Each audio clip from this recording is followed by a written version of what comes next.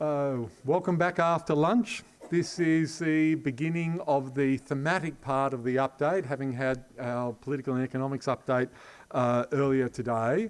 And so the keynote speaker for this part of the conference is Professor Alan Hicken, who is Professor of Political Science at the University of Michigan.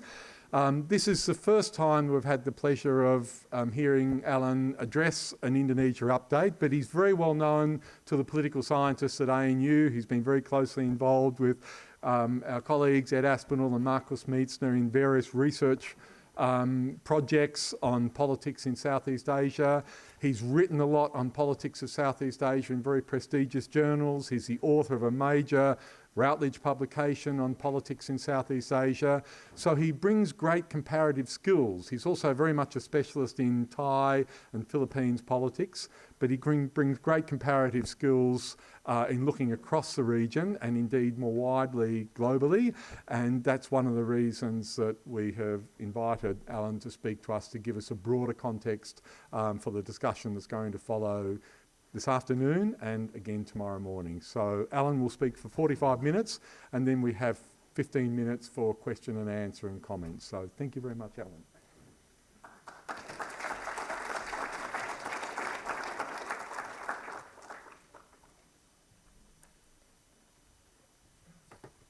Okay, thanks. And I want to thank Eve and Tom for inviting me to come and crash your party. I feel a little bit of an interloper, but it is. But I also have enjoyed the update for many years as I teach, and every year I'm trying to update my syllabus on what's going on in Indonesia. I look at the publications from updates to give something for my undergrads to sort of get them up to speed about what's going on in Indonesia.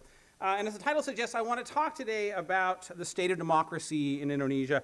And I want to pose a question that is hopefully applicable whether or not you study Indonesia or Burkina Faso or Bulgaria. And that is, what are the keys to effective, stable democracy? Right? What is the formula that makes it work? And what is and why is democracy seemingly imperiled in so many countries around the globe at this moment? As it is, frankly, in the country that I live in right now, and the two countries that I study. So I'm going to try very hard not to spend too much time talking about Thailand, Philippines, the United States, but you'll feel the subtext as we go through here. So I'm going to start with a quick overview about the state of democracy in the world, and then we'll take a closer look at the region. And we're going to see that in comparative terms, Indonesia looks pretty good, right? Again, I'd swap Indonesia, or Thailand and the Philippines for Indonesia in a heartbeat, at least on that score. And then I want to take a deeper dive into both the theories and the data related to democratic backsliding, autocratization, and focus on what the comparative literature teaches us about early warning signs, sources of concern, where we should sort of keep a lookout. And then we'll come back to Indonesia to discuss potential vulnerabilities and echo some of the themes actually that were discussed this morning as well. I'm going to draw a lot on data from the Varieties of Democracy project that Marcus introduced us to this morning. This is, some of you have been involved in that project and know as coders and other aspects. This is a great source of data on hundreds of indicators related to democracy, going back in some countries as far as the 1800s. In full disclosure, I've been a project manager on this project in charge of the work on parties, but I'm going to use VDEM's liberal democracy score. Marcus showed us this morning the deliberative democracy index, and I'll come back to that in a minute. But I'll start with the liberal democracy, which is kind of a basic sort of measure, a portal measure of democracy. And it's composed of two components. There's the electoral democracy component. Those of you who know Dahl, this is basically Dahl's polyarchy component. You have free and fair elections and sort of minimal amounts of freedom of association. Parties can organize and get their messages out. And then a liberal component, which basically refers to the extent to which there are civil liberties and constraints on the executive. So we're going to put those together for this index. And it's going to range from 0 to 1, 0, no democracy at all, 1, democratic nirvana. Right? So that's what we're going to look. The first thing to note is that the international and regional context is one right now of democratic decline. And this goes by a number of different names: autocratization, democratic backsliding, decline, erosion, deterioration, regression. Pick your term, But it's pretty clear that the advance of global democracy that had been the norm for about 40 years has come to a halt. And it's actually, by some measures, in reversal. We've entered what some people have called the third wave of autocratization. right? A retreat of democracy in many parts of the world.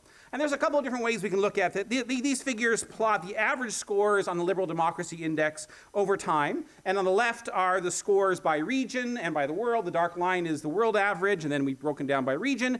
And on the right, the same scores, but weighted by population. So you can get a sense of what percentage of the population is living under what kinds of regimes. And we can see that worldwide improvements of democracy basically stalled the last decade.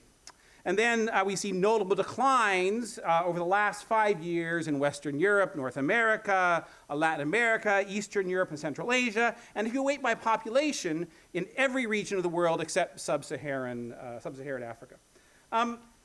This is a graph. This is another way to sort of look at the same thing. Here we're tracking the change in countries' levels of liberal democracy from year to year. So the green line represents the number of countries who have advanced, who've improved in terms of their level of democracy from the previous year, and the red line represents the countries where the level of democracy has declined over the previous year. And you can see that the rate of improvement falls pretty dramatically over the last 20 years. Now, part of this reflects the fact that as more and more countries become democracies, there's just less room for improvement, right? We've got a ceiling effect going on. But that's not the whole story, right? You can see the sort of surge in that, the red line, and we can see that in a number of countries, a growing number of countries, democracy has been in decline over the last 20 years. And in fact, over the last couple of years, those lines have flipped, right? And the number of backsliders or regressors has outpaced the number of countries where democracy is improving. So let's take a closer look at what's happening. There's obviously continuum from autocracy to democracy, but it can be helpful just as a sort of heuristic to break things down into more discrete chunks. So we're going to do that. We're going to talk about closed autocracies where they don't bother with multi-party elections, electoral autocracies where you have multi-party elections, but those are not free and fair. And then we're going to talk about electoral democracies where you have multi-party coalition elections are free and fair, and at least enough civil liberties to allow a vibrant electoral competition. And then liberal democracy where you have checks on the executive and you have a higher degree of protections of civil liberties. For most of the last 40 years, we've seen this sort of this process, gradual in some cases, dramatic in others, of a shift from autocracy to democracy, and even within autocracies, move away from really closed autocracies. And in fact, the story of the third wave is really about the death of closed autocracies, right? It's the number of countries that don't bother with elections at all is vanishingly small, right? It's becoming less and less common. Only 14% of all countries today don't bother with any multi-party elections. And some of these closed autocracies became liberal democracies, but most of them became electoral autocracies or electoral democracies. And as we talk about this third wave autocratization, I just want to put this up there to note that we don't see, this is not a story of dramatic returns to closed autocracy, right? We don't see great increases in the number of countries that, we don't see Thailands all around the world, right? We have something different, right? A regression in terms of the level and quality of democracy, but not a return to the bad old days in most cases. So more on that in a minute, but first let's take a look at the state of democracy in Southeast Asia and sort of where Indonesia sits in a comparative perspective. I'm going to plot the last 30 years just to give us the time perspective from 1988 to 2018. And overall, this is the average here for Southeast Asia. The average level of democracy in the region has improved. There's only 2 countries in the region that are less democratic today than they were in 1988. I'll let you guess which ones. We'll show you the data in just a minute. It has something to do with why I'm so depressed nowadays. But consistent with global trends, democratization has stalled in the region, right? In fact, there's been a small but not statistically significant decline in the level of democracy over the last few years. Let's break this out by country. I'm going to start with Japan as sort of our top anchor. Japan is the most democratic in Asia Pacific, though it has also experienced some declines in recent years. So we'll start with a set of cases where there's been very little change over the last 30 years. Singapore basically just draws a straight line. Nothing much exciting happening on that score in Singapore. Also holding steady the lower end of the spectrum would be Vietnam. Cambodia, we have this opening in the early 1990s, 1993, and then a steady deterioration since then. We've got Malaysia, where we get this upturn after the last election. That's just now starting to be picked up in the data, but still a fairly straight line, right, as we go across those 30 years. You contrast those countries with countries where you see pretty dramatic changes over the last 30 years. And of course, the poster child for this is Indonesia, where you have this very dramatic opening after the fall of Suharto, sort of general increase, as was described this morning, up to about 2006 of an improvement in the democracy, and then a bit of an erosion since then, some improvements in the early Jokowi administration, and then a decline. This is, again, the liberal democracy score. If we show the liberal democracy scores Marcus showed this morning, you see even this pattern is even more dramatic, and the decline is even more pronounced. If we look at East Timor, we see Timor-Leste, we see a similar sort of opening, and East Timor and Indonesia are now by far the most democratic countries in the region in Southeast Asia. We also see a more modest opening in Myanmar, and then we have the two countries where things have actually gotten worse over those 30 years. Thailand looks like my toddler drew just randomly on the board here. So Thailand, and until the last election a few months ago, Thailand's regime was the most autocratic in the region, right? It had regressed to the point with the level of repression we hadn't seen really since the mid-1970s. And then finally, the Philippines, as we have a decline in the quality of democracy during the Estrada and the Arroyo years, an improvement during the Aquino years, and then a sharp drop-off when Duterte comes to power. So let's put Indonesia back up there. Again, Indonesia is now the most democratic country in the region by a fair margin, along with East Timor. And compared to the rest of the world, it's in the top sort of 30 to 40% of countries in terms of their liberal democracy scores. So it's in the company of countries like Timor-Leste, Bulgaria, Colombia, Burkina Faso, Mexico. So in comparative terms, Indonesia, again, looks pretty good. This is the case if we compare Indonesia to its past, Indonesia to the rest of the neighborhood, Indonesia to the rest of the world. Now that said, if the recent past has taught us anything, it's that we can't take democracy and democratic progress for granted. The long-held idea, and this was a deeply held idea in political science, that democracies can become consolidated. They get to a point where reversal just is no longer a risk, right? That there's no serious risk of breakdown. That idea is withering away. As we see across the globe, democracy after democracy come under increasing strain. So what can we learn from these sort of recent comparative work on the patterns and the warning signs that accompany autocratization? Well, let's start by looking at how breakdowns occur and how that has actually changed over recent decades. So I'm going to draw on the work of a number of scholars here, including Bermeo, Levitsky, and Ziblatt, Svolek, Gandhi, and others. But what we see is prior to the end of the Cold War, democracies tended to die in one of three ways, right? These were the three sort of paths to death for democracies. Open-ended coups, executive coups, and electoral fraud. The most common way was the good old classic coup d'etat, right? The tanks roll, civilians get kicked out of power, military seizes power with no signal of when that's going to end, right? They sort of in power and definitely get used to it. So think Thailand, think Myanmar.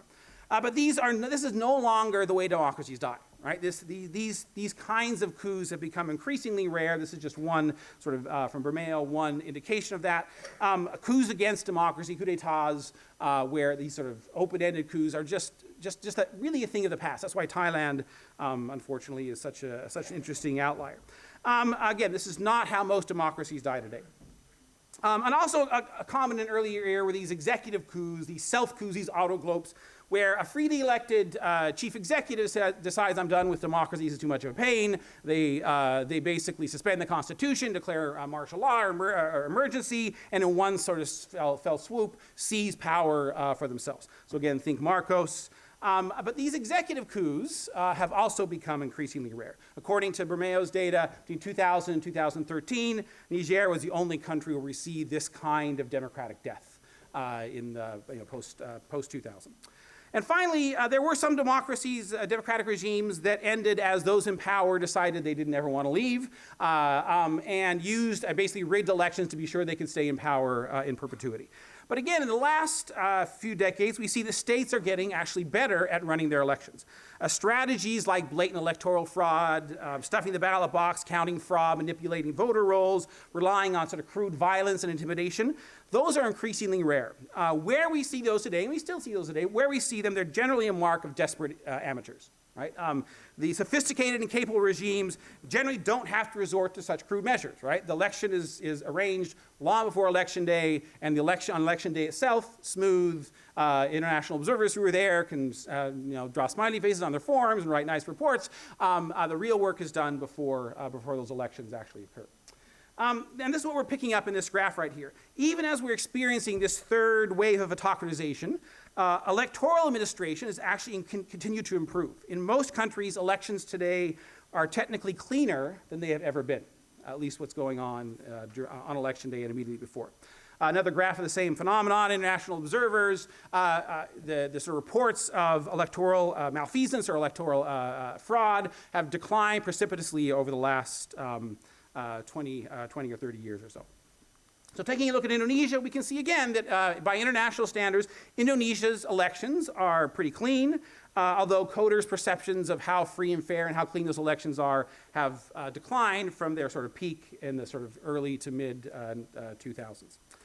Okay, so if most democracies no longer die via coup or autoglope or a sort of a crude electoral fraud, what is behind or what's the pattern of this current wave of autocratization? So while coups are now rare, they still do occur, but when they occur, they are what Bermeo calls promissory coups, right? So coup leaders come to power, they sweep the civilians out of office, but they do so with at least a promised expiration date. Right? We're here temporarily to seize power, to put the house in order, to bring order to chaos, to put in political reform, but we're doing this with the intention of stepping down. That's the rhetoric, right? We've got to kill democracy in order to save it, right? Is the sort of rhetoric, and in fact you see terms that reflect this kind of repackaging of these military actions, democratic coups, which again. But that is the term. Coup, the Thais sometimes talk about a coup for democracy, a good coup versus a bad coup. The problem is that the evidence says that these interventions actually don't lead to better democratic outcomes. Now, that's certainly the case in the short term, right? Democracy just died. But we find that those temporary suspensions usually aren't so temporary. Right? That the sort of pledged return to democracy is always in the future. As soon as we get the things reformed and things are better and everybody agrees and are happy and we can get the outcome we want, that always seems to be pushed in the future. Just to give you a quick example, just because it's fun and frustrating. Thailand's a perfect example of this. When the military launched its coup in 2014, it immediately promised elections initially by the end of 2014. Get ready, we're just bringing order to chaos, and then we'll return elections. And then that date moved. Mid-2015 was the next sort of official pronouncement. Okay, end of 2015 for sure. Early 2016, put it on your calendar. Mid-2016, November 2016 for several months was the date, right? Everybody was gearing, ready to go. Didn't happen. Early 2018, mid-2018, end of 2018, we promise these will happen. And we'll even give you a date. November 2018, buy your tickets, write it in pen, right? This is happening. Okay, February 19th, this time we're really serious. No longer than February, and then, of course, they happen in March. This is the pattern, right? This Thailand is maybe an extreme example of this, as it is in many ways, but this is the pattern we see in these new kinds of coups. And once elections are finally held in these new settings, the military often continues to play a role, sometimes behind the scenes, sometimes in front of the camera. Think, again, Prayut in Thailand is a great example of this. And then once elections do return, we find the data say that democracy almost never returns back even to the level it was prior to those promissory coups. Now, remember, though, that military coups, whether open-ended or promissory, are still relatively rare. Right? So Thailand stands out and is interesting in part because it's just unusual in today's environment.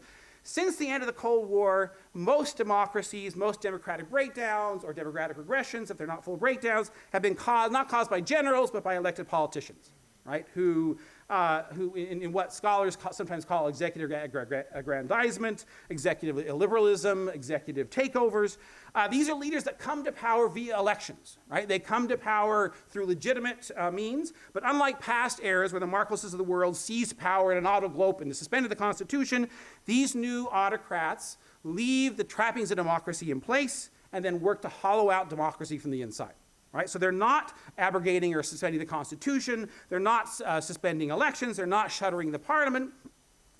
Instead, these elected executives undertake a series of institutional changes designed to first weaken the checks or the constraints on executive power. So you see things like getting rid of executive term limits, weakening the judiciary and packing it with loyalists, weakening or co-opting the legislature, and increasing the power of the executive to act unilaterally. At the same time, these executives then work to hamper the power of opposition forces, to oppose them, to challenge their preferences, and to mobilize against them. So things like undermining freedom of association, freedom of expression, media freedom are part of this toolkit, and also politicizing the distribution of government resources. So putting government and its resources to the service of leaders and their supporters in ways that are sort of outside of the norm, of the sort of normal conduct of politics. So let me emphasize that most of these actions happen within the bounds of the Constitution, within the bounds of the rule of law. And in short, these nation authoritarians use the very institutions of democracy to weaken and eventually, if they can, destroy it. So how are they able to do this? Remember that institutions themselves cannot constrain. I say this as an institutionalist. They have to be backed by credible threats of punishment if you deviate from those institutional norms. So they've got to be backed by parties, by citizens, and by norms of acceptable behavior. So it's no surprise that executive aggrandizement is often preceded by an attack on or weakening of norms, informal institutions, et cetera, and that those attacks are enabled by, or at least not opposed by, leaders, co-partisans, and supporters. I'll come back to that in just a minute. Finally, blatant election fraud has now, again, been replaced by these more subtle efforts to tilt the electoral playing field in favor of the incumbent. So the manipulation of the electoral environment actually goes hand in hand often with this executive aggrandizement. Right? They use many of the same tools, including attacks on the opposition, attacks on the freedom of the press, restrictions on media, restrictions on freedom of expression, using government resources to partisan ends, so using government resources for campaigning. But other examples in this sort of area include keeping the opposition candidates off the ballot in the first place, either by lawsuits or by changing the law, hampering voter registration, packing electoral commissions, changing electoral rules to favor the incumbents. In my home country, gerrymandering is a big tool to do this. But the goal is to make electoral outcomes a foregone conclusion, right? But all done in a way that elections themselves don't appear to be fraudulent. So again, think Singapore as the sort of world leader in this particular brand of politics. So the result of this executive aggrandizement and manipulation of electoral environment then is this process of autocratization that many people have been describing, both in the context of Indonesia, but also in a broader context. So liberal democracies erode and become electoral democracies, electoral democracies break down and become electoral autocracies. And within each of these categories, we see a deterioration, a decline, a regression, even if we don't cross those sort of categorical thresholds. Part of what makes this third wave of autocratization so insidious is that this generally occurs pretty gradually, often over a number of electoral cycles, and is carried out, again, under the cover of constitutionalism by leaders who claim an electoral mandate. Each reform, especially when considered in isolation, often is minor and doesn't seem to cross red lines at first, and it's not an outright violation generally of core democratic principles, or at least there's a debate about which democratic principles that you're going to focus on. But if these changes are allowed to compound over time, aggregate over time, the foundation of democracy begins to crumble under the weight of these collective reforms. In the end, executive aggrandizement and the manipulation of electoral environment combine to gradually undermine the ability of any elected actor, or actors generally, to hold incumbents accountable. That's the point. This is the story unfolding in a significant number of democracies around the world, including my own, I might add. And where does Indonesia sit in all this, right? How do we think about Indonesia? As we've already seen from this morning and in the stuff I've shown you already, Indonesia is impressively stable in terms of its democracy. It is a success story by any measure. But what are the risks, right? How worried should we be about autocratization? Where is Indonesian democracy vulnerable? VDEM actually has used its data on past democratic breakdowns and regressions to build forecasting tools where they try and predict the risk of autocratization in the next 2 years. Specifically, the forecasting tools calculates each country's risk of experiencing a shift in the country's political regime in an autocratic direction. So they call these adverse regime transition because it has a cool acronym, ART. Anyway, you can actually get on the VDEM website and you can play with these data yourselves and sort of look at countries over time and see how this has changed. But let's see what the forecasting tool says about the risk of a breakdown. This is moving from one category of regime to another. So from in Indonesia's case, it would be from electoral democracy to an electoral autocracy. What's the risk of a breakdown in the next 2 years according to this forecasting tool? Let's start with the anchor is Japan. Very low probability that Japan's going to break down in the next year. They put the probability at 1.5% in the next 1 or 2 years. Indonesia, a little bit more than Japan, but about 4.6%, but still considered in the low risk category. So at least according to this tool, the house is not completely on fire yet, right? We're not imminent crisis. And that's in the neighborhood of Singapore, the U.S., and Cambodia. Again, in U.S. in Singapore and Cambodia, we're talking about moves from electoral autocracies to closed autocracies, which the forecasting tool judges as fairly unlikely. At a sort of more moderate risk level, we've got Myanmar, India, Malaysia, Timor. Again, not huge risk, but more than Indonesia. And then finally, we've got the Philippines. Philippines has the dubious honor as the regime that's judged, according to this model, as the most at risk of an adverse regime transition the next 2 years, about 50-50, in case you're a betting person. So in terms of these numbers, again, Indonesia looks pretty good, right? The situation looks pretty good. But again, what recent global experience reminds us is that we can't be complacent. We should be keeping an eye on things, right? And so what are these early warning indicators we should be watching for? What are the trouble spots? Where are the vulnerabilities in Indonesian democracy? So let's take a look at the overall state of democracy in Indonesia that's sort of compared to 10 and 20 years ago as a start. This is a radar chart that shows where Indonesian democracy stood in 1998. And I'm showing scores here for 5 different indices or conceptualizations of democracy. Electoral democracy index just measures whether or not elections are free and fair. Liberal democracy index, which we've been using. Participatory democracy, deliberative democracy. We saw the deliberative democracies index with Marcus's presentation today. Egalitarian democracy, you can get online and look at the different conceptualizations and what's included in these indices, but they're all different ways to think about what democracy is and what democracy should do. Regardless of which of these you look at, Indonesia in 1998 was not looking real good, right? This was just the beginning of the transition, and Indonesia was still fairly close, still autocratic. 10 years later, we see a dramatically different story. We see huge improvements across all 5 of these indices, and you can think about why there's more improvement in some than in the others. But by 2008, 2009, Indonesia was unquestionably one of the world's democratic success stories. A solid electoral democracy that looked like it was on good footing. Now, what we'd hope, and perhaps even expect, is that Indonesian democracy from that footing would continue to deepen, continue to expand, continue to improve. But instead, what we see is somewhat of a contraction across all 5 of these indices over the last 10 years.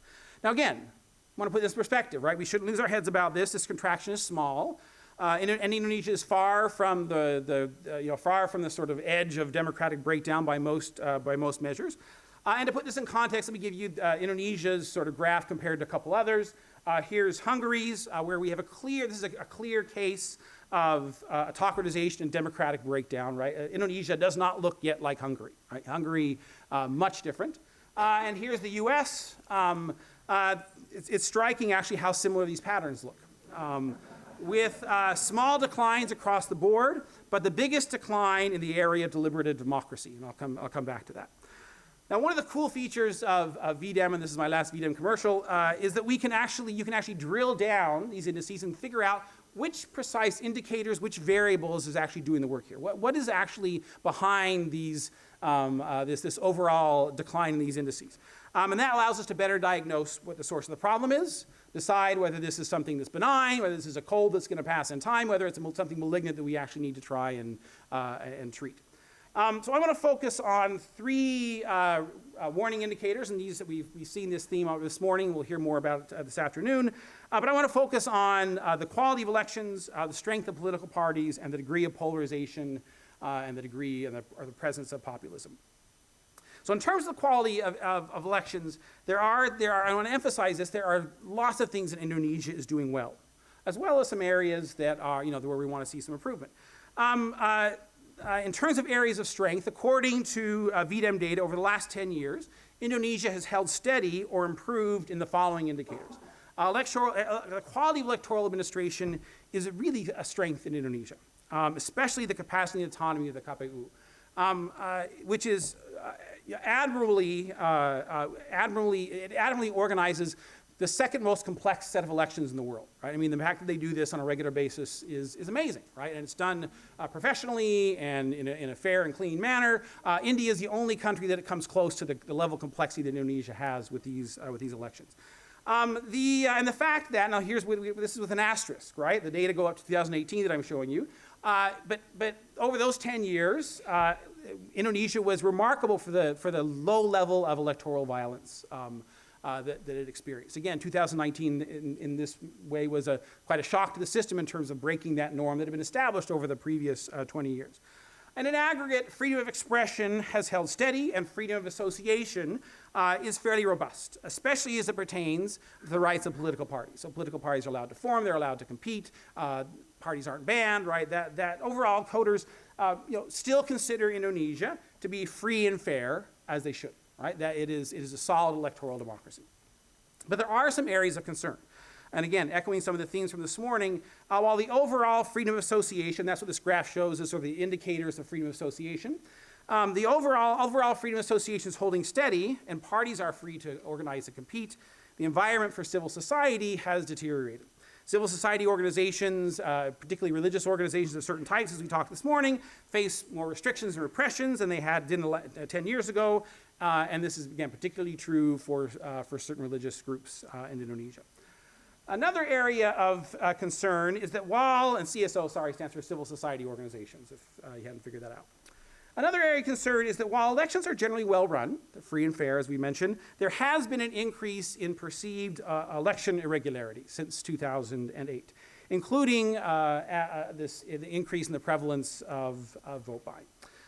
This chart just tracks the perceived prevalence of vote buying in Indonesian elections since democratization. Again, in the VDEM world, down is always bad, good is up. So lower scores means more vote buying. And what you see is a pretty clear pattern. Every time there's an election, the line shifts down, right? Every 5 years, 2004, 2009, 2015, we get, or 2014, we get a ramping up of the level of vote buying in elections. We'll see what the 2019 numbers bring us. And as many of you are aware, together with Ed Aspinall and Paul Hutchcroft and Meredith Weiss and a host of local partners, some of them are here today, we've been doing this sort of study of clientelism and money politics across Southeast Asia. And in that work, Indonesia and the Philippines really stand out. Actually, not just in Southeast Asia, globally, they really stand out in terms of the level of vote buying.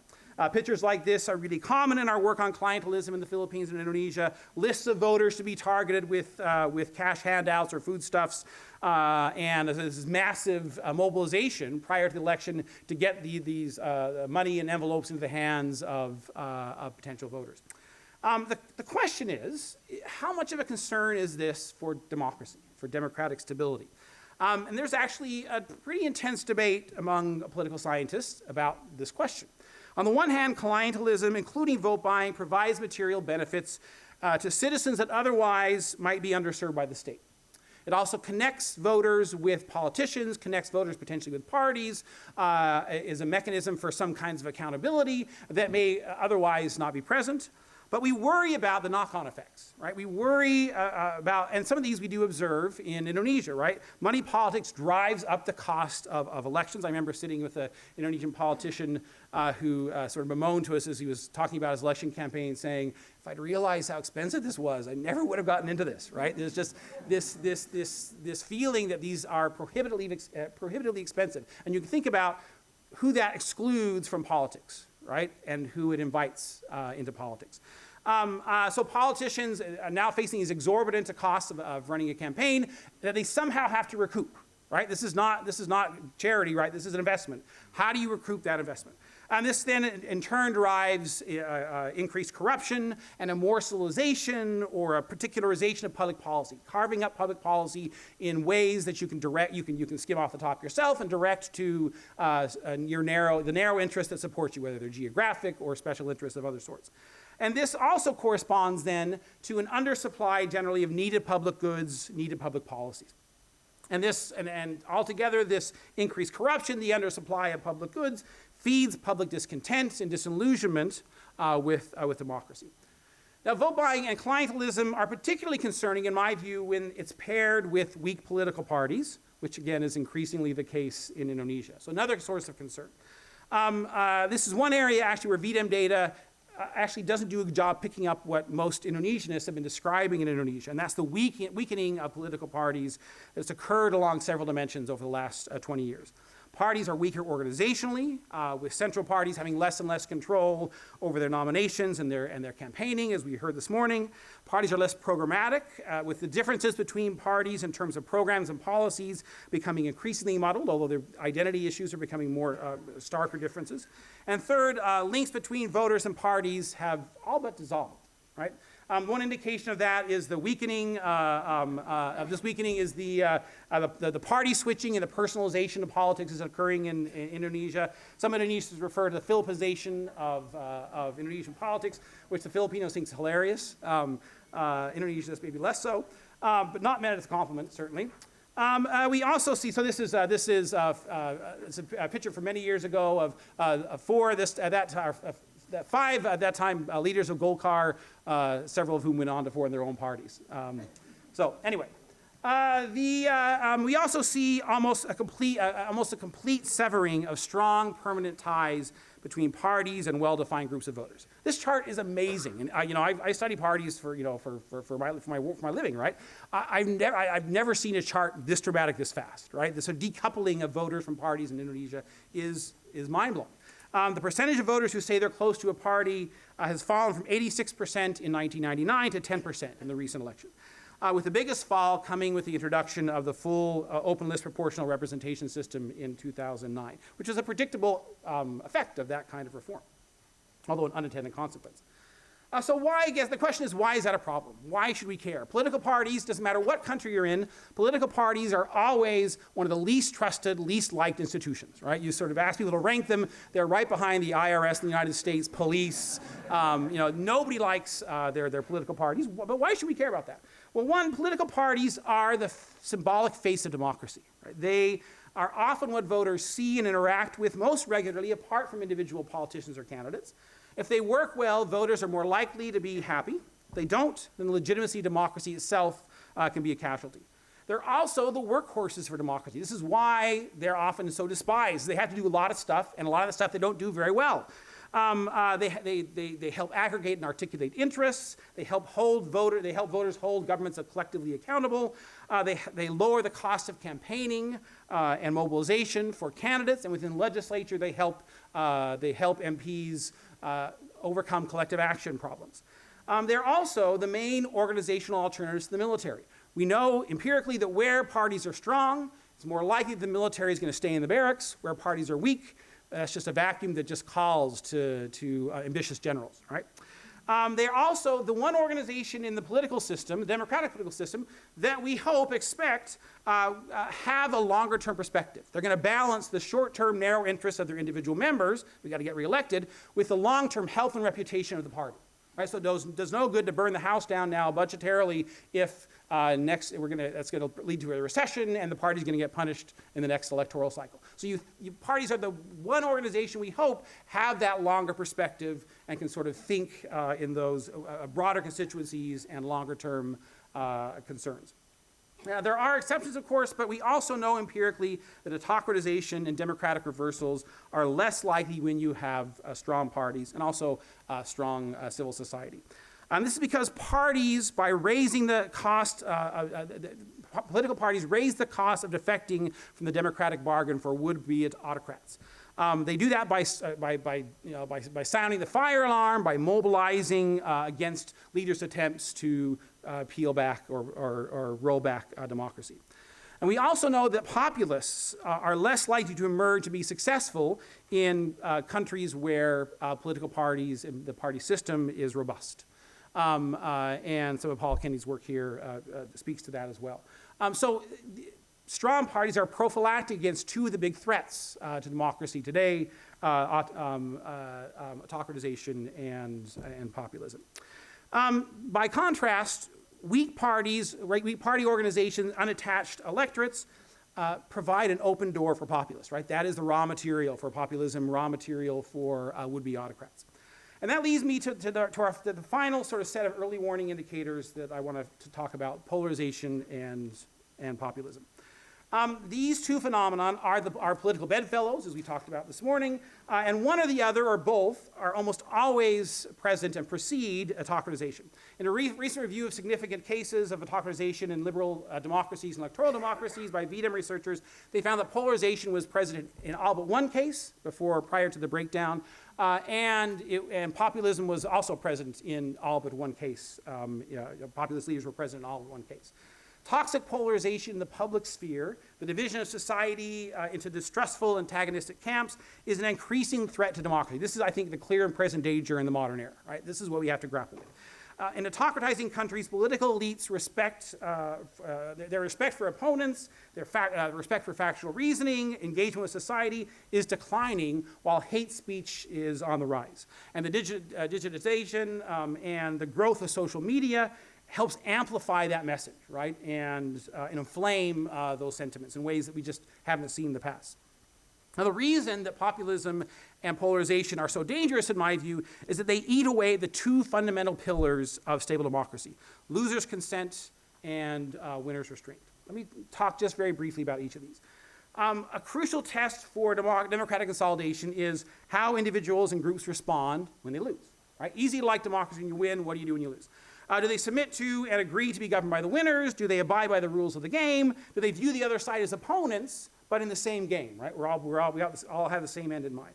Or do they view the winning side as completely illegitimate? Do they accept the rules and results of, or do they fail to accept the rules and results of elections as actually truly representing the views of the citizens? Do they seek to undermine or oust the elected government? It's the difference between viewing your losing side as a loyal opposition or as an insurgent group, right? What's the attitude? Criticism and disappointment is fine. We want to look at the rhetoric coming out of that opposition. If they're just criticizing and opposing the government, not a problem. But rhetoric of illegitimacy gets worrying. For democracy to work, you want all major actors to hold the following preferences: democracy where I win. I'd love to have that if I can win. If I can't get that, then I'll live with democracy where you win, and I prefer both of those outcomes to no democracy.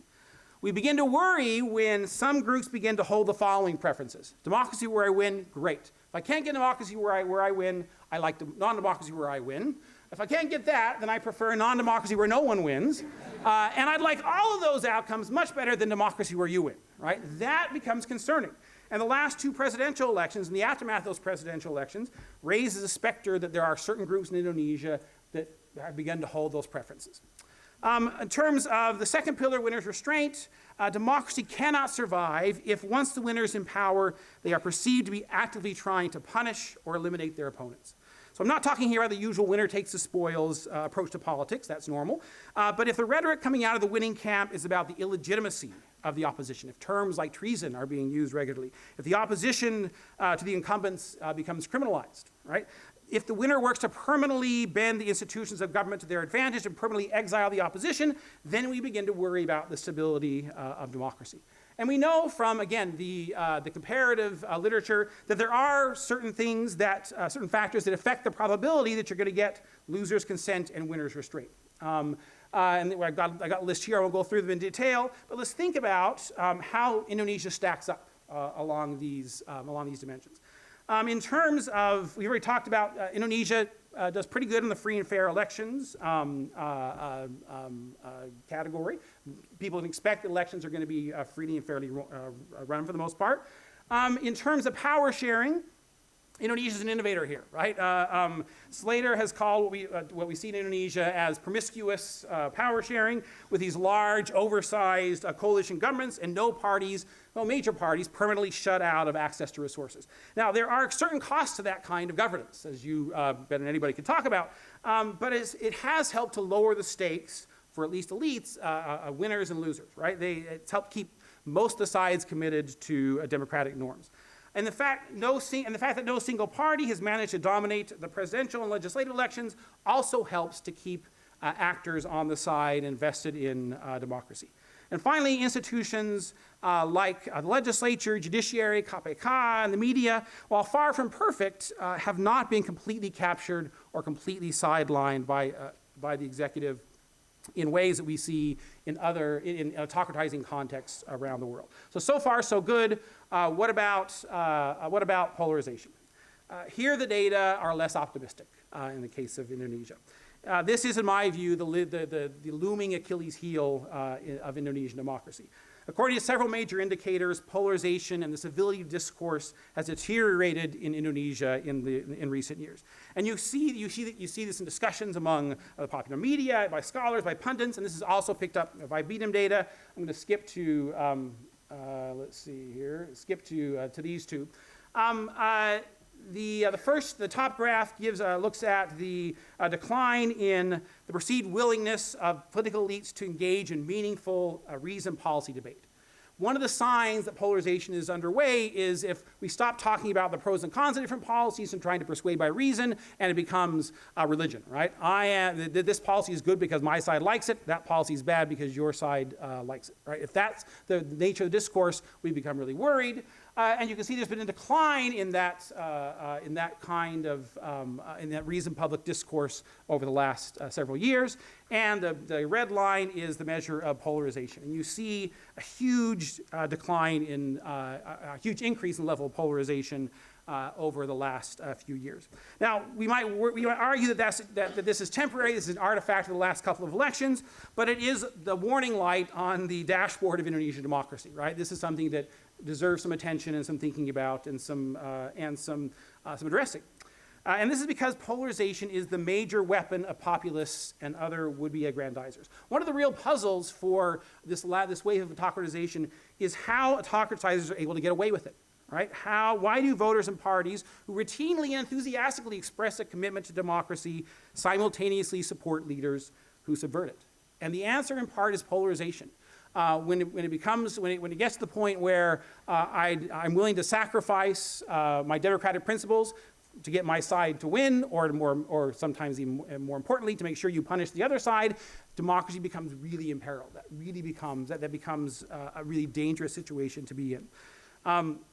And in these sharply polarized electorates, winners' constraint and losers' restraint and winners' consent begin to crumble as even voters who profess to be Democrats become willing to sacrifice their democratic principles for the sake of electing politicians they like and punishing those that they don't. And again, these new would-be autocrats don't usually directly threaten democratic elections, at least at first.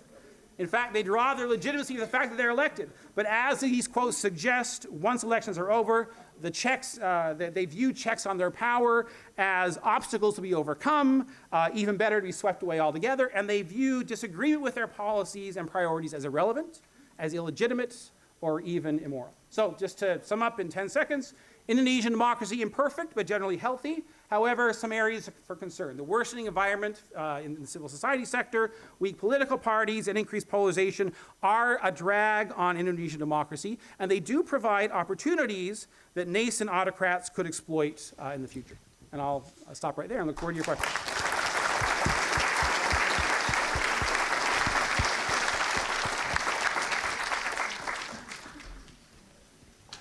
Thank you very much, Alan. So we have almost 15 minutes for questions and comments, and beginning first up there, second down here with Sarah, and then Terry up there. So first there to Adil. Sorry,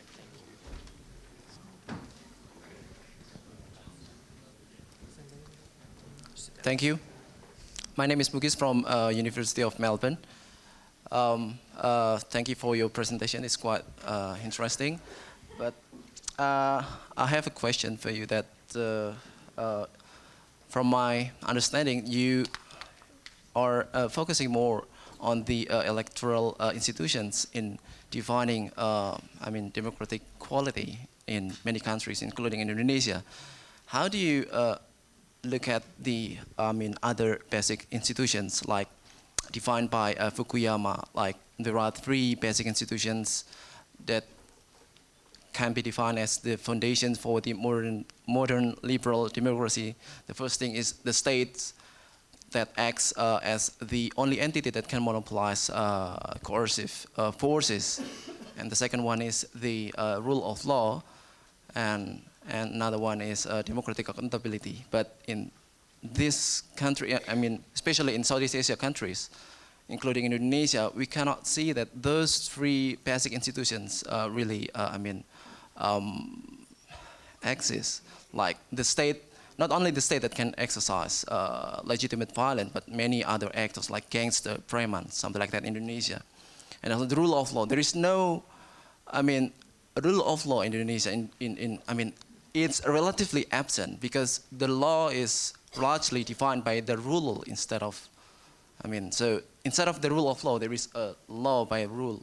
And democratic accountability, there is no democratic accountability. Largely, government acts, instead of in the interest of the whole community, it's, acts in the interest of the ruler and the dominant political economic actors. So how do you explain that?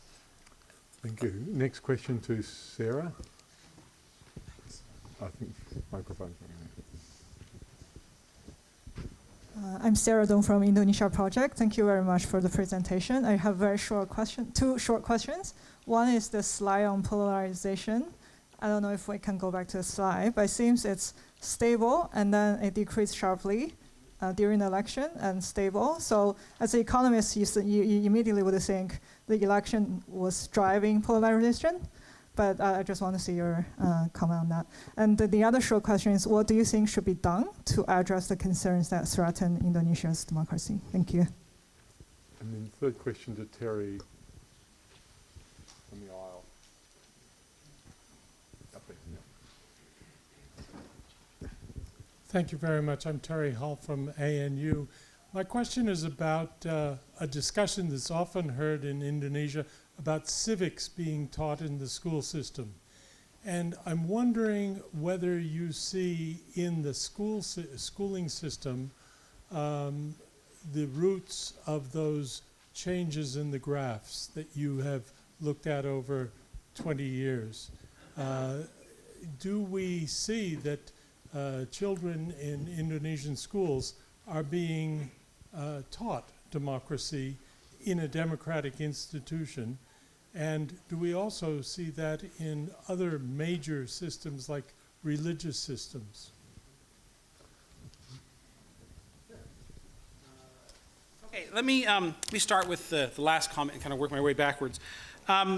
So I'm not in the position to be able to comment on whether there's been significant changes to the way that education works at the ground level in Indonesia. I will note that there's parallel systems, and that the education that people are getting in one system versus the other are probably not the same. But when we think about civic education, one thing that I think we want to be sure and be clear about is we know that the effective civic education is not about democratic knowledge. It's not about understanding how democracy works in our country. How many, what the term of the president is. Civics facts, right? But these are things we always ask about in surveys, and they're next to worthless, right? What people know about democracy when you ask them questions about how many justices of the Constitutional Court are, or how many houses in the Parliament there are, those don't correspond to anything actually meaningful, any more meaningful information in terms of democratic attitude, support for democracy, anything like that. That voters don't need to know those things in order to make good choices, right? They need to know, and there's other things they use as heuristic shortcuts to be able to help them make good decisions, I'm finding good decisions that are in their interests. And that's where political parties actually become really important. Political parties are the major heuristic in most democracies that voters can use to decide, is this collective group closer to my interests or that collective group closer to my interests? When parties are weak, that becomes a really hard decision to make. And so voters use other heuristics. Who's powerful in my district? Who's giving out money? You know, those kind. You know, who's rich and famous? Who's tall, dark, and handsome? You know, whatever those cues are, they're going to use cues to make this very complex decision simpler. So back to the issue of education. What is more which is more powerful than sort of teaching of democratic facts is teaching democratic practice, right? So teaching civil engagement, right? Teaching and practicing being able to disagree without being disagreeable, being able to see multiple sides of an issue.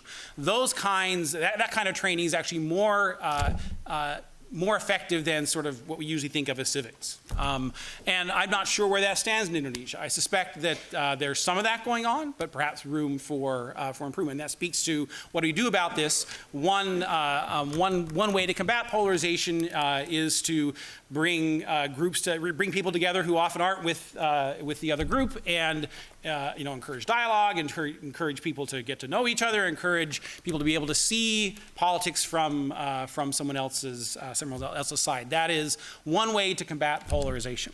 Other sort of things you can do, right? And I'll defer to my Indonesianist colleagues who have a better sense of what's feasible and possible in Indonesia.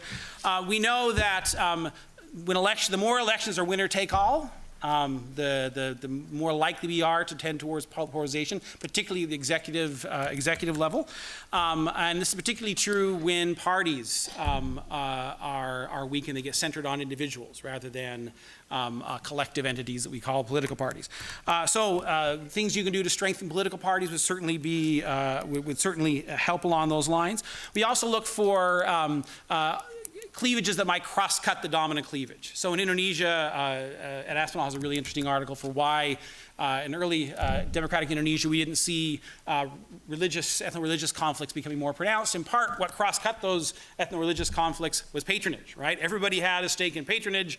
Everybody, you could get it. You could cooperate with somebody who you might otherwise disagree with because you had similar goals in terms of getting your hands on resources.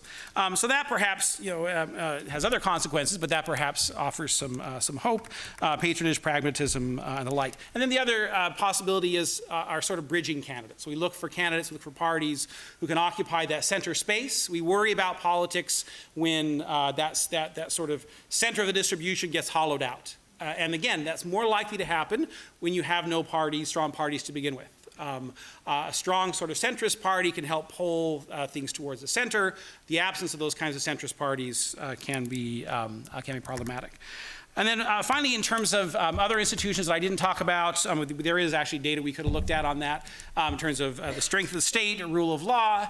And I agree that throughout Southeast Asia, Indonesia included, there is improvement to be made in those areas. But in comparative standards, again, we got to part of this is what our implicit or explicit comparison is. So if we look at what it could be, lots of room for improvement.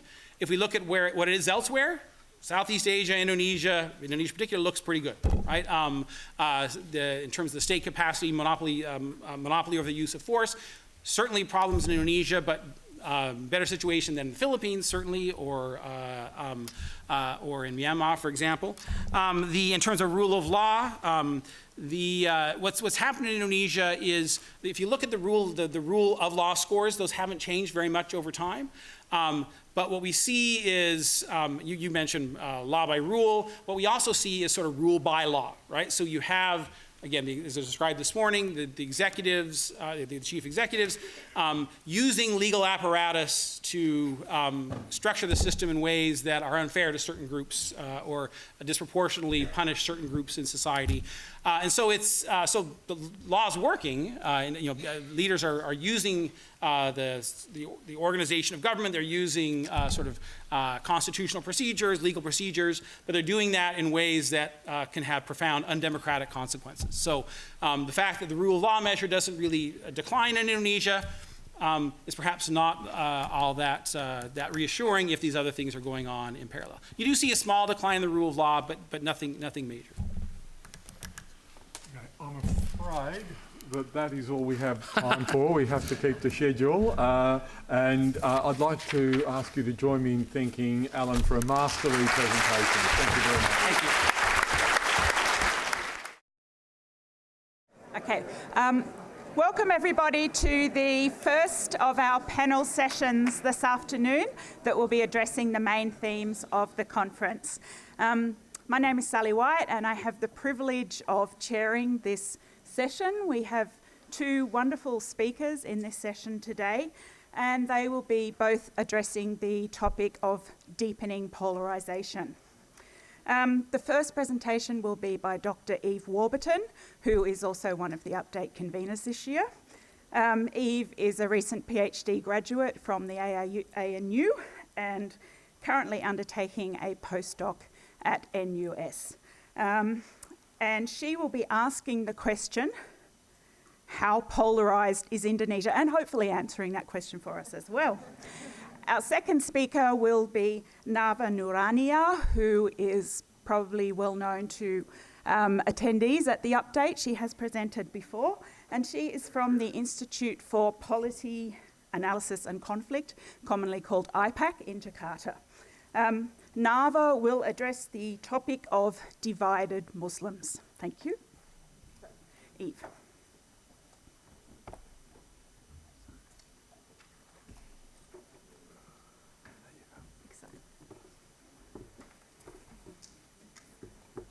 Okay, thank you very much, Sally. I also want to thank Alan, not just for an outstanding keynote, but for introducing this panel, actually, in such a compelling way, really convincing us all that polarisation is one of, if not the most important problem that we need to address in this context of understanding and assessing Indonesia's democratic quality.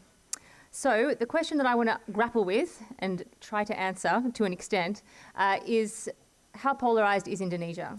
And I'm going to be doing that by answering three sort of sub-questions.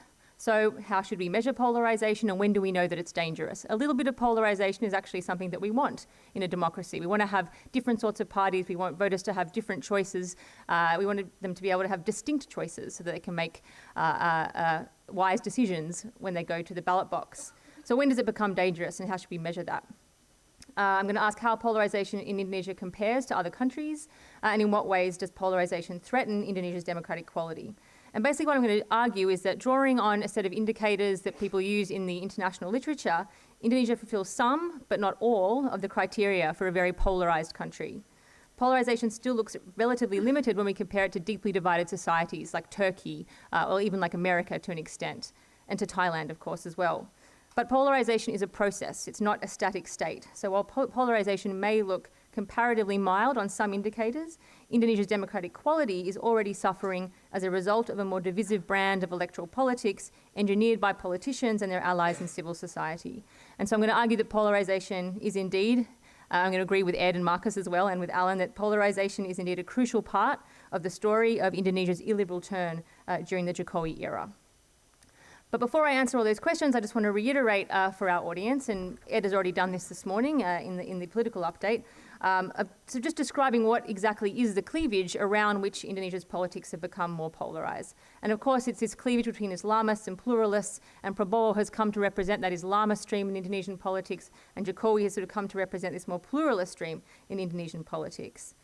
And Jokowi has, over the years, and more so in 2019, developed and cultivated relationships with the more traditionalist Islamic organizations such as NU, and because of that he enjoys more support from the traditionalist Muslim organizations and constituencies around Java, and he of course enjoys incredibly coherent support from non-Muslim minorities.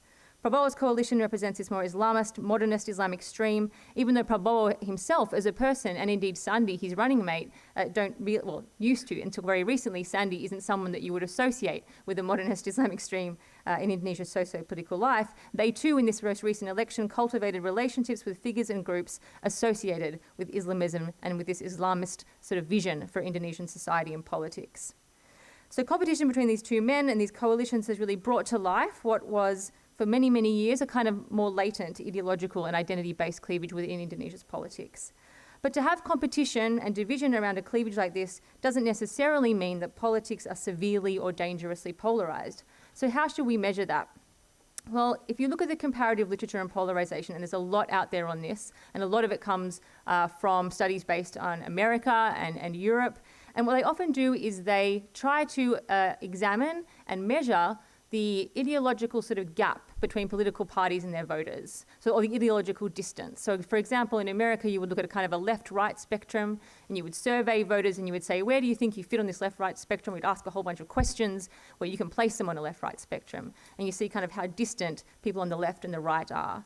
Well, left-right doesn't mean a lot in Indonesia. What we're interested in is kind of measuring the gap between people who hold this more Islamist kind of vision for Indonesian society and those who hold a more sort of pluralist vision for Indonesian society.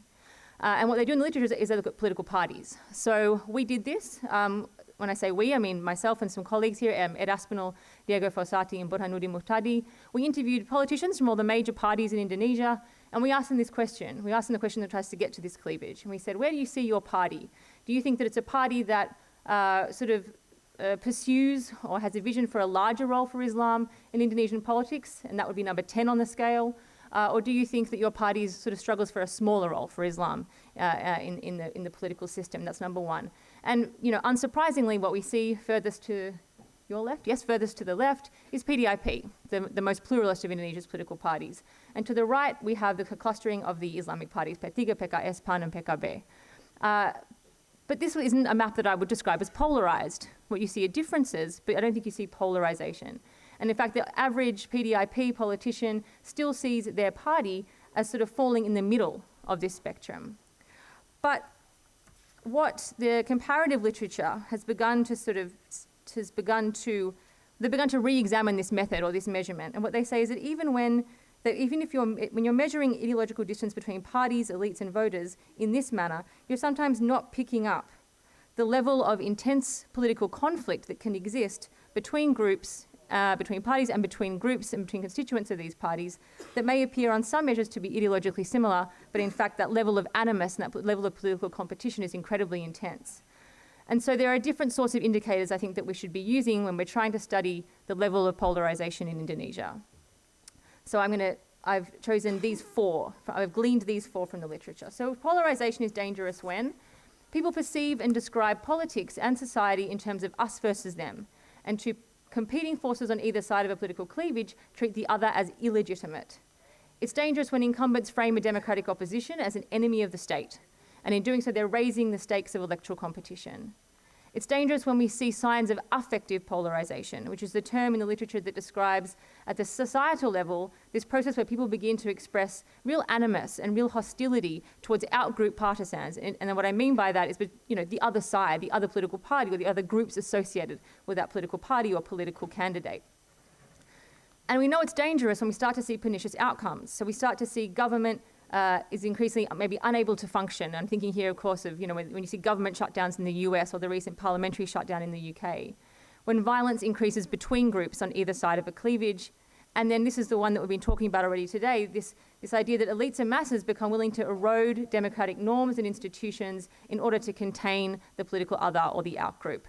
And so what I want to do for the rest of this presentation is go through each one of these indicators and see where we think Indonesia or to assess Indonesia in the context of these indicators.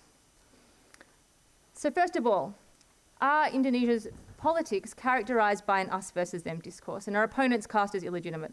Well, I think, and we've already talked about this a lot today, I think we have to say yes. So since 2014, since that presidential election, every major election since then has been accompanied by a political discourse designed to delegitimise a political opponent and to cast them as a threat, and as a category of person who does not have a legitimate right to claim or to run for high political office based on some feature of their religious or ethnic identity.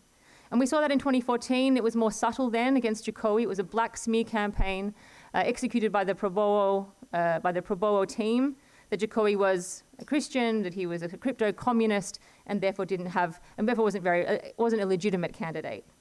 And then 2017, of course, this is the high point. This is when we see a much more explicit, religiously themed campaign against Ahok that claimed that he didn't have the right to be the governor of Jakarta because as a function of his identity as a Christian, as a Chinese, Indonesian, and eventually as an alleged blasphemer.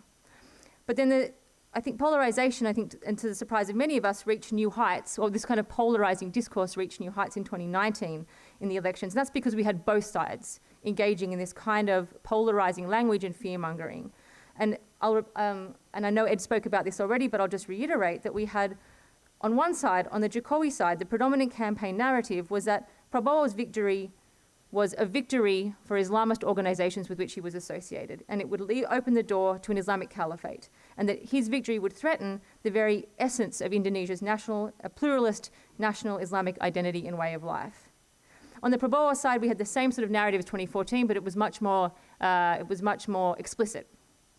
So a Jokowi victory was framed as an existential threat to the country's pious Muslims, Islamist organizations, that he was an enemy of the Ummah and an enemy of the ulama. He criminalized ulama, and therefore he was an enemy of the real Islam, and that his secular state would lead to the marginalization of Islam. So I think on this indicator, we have to say that yes, Indonesia's electoral politics are increasingly characterized by this kind of us versus them discourse and the framing of opponents as illegitimate. Does the incumbent administration frame the democratic opposition as an enemy of the state? And does it raise the stakes of electoral competition in doing so? And I think we have to say yes, but with some very important caveats. So the Jokowi administration, this has been documented both by Ed and Marcus this morning, but also in the work done by Tom Power, the ways in which the Jokowi administration used the advantages of incumbency in unprecedented ways in 2019, constraining the opposition activities and figures and claiming that they were defamatory or that they were treasonous and the like. And the Ganti President or Change the President movement and the people affiliated with that movement were targeted by the administration on these sorts of terms. Jokowi, as I just mentioned, cast the Prabowo coalition as an ally of HTI, as Hizbut Tahrir Indonesia, a hardline Islamist organization that had recently been deemed illegal and disbanded by the Jokowi administration. And it was very striking to hear NU elites around the country, and I even heard some speaking in Singapore, where I'm based, and they were very open about telling Indonesian voters that a vote for Prabowo was the same as a vote for HTI, which was an enemy of the state.